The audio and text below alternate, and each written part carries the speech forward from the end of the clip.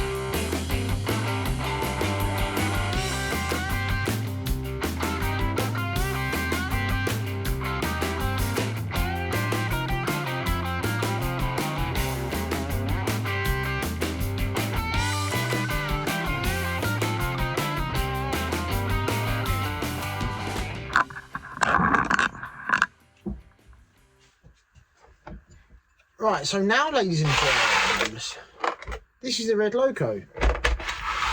I mean, we've left her body together because that's basically going to stay together. Just wants a good clean. But for me, the part that wants the most work is the boiler. Because I don't like these little boilers. Especially being made of, can you see? Made of brass. And the way it's mounted in this combustion chamber where it's forced through there, and I don't really like that. I don't mind this so much. I don't like this. So this is where my question comes in. I'm going to ask around for this question. Has anybody done the maths or know of drawings for a copper boiler to solder up and make a nice £40 boiler for it, for example. Because my little blue one over there, I built that at a time when Dream Steam did a lot of upgrade parts for Mamods, including the boilers. But unfortunately, it's not stamped, it's not numbered, it hasn't got any markings on it whatsoever. And I'm hesitant to go smashing stamps into it. But if I can find drawings to rebuild to make a new one for the red loco, I'll just do two and have one for her, so I can run them both.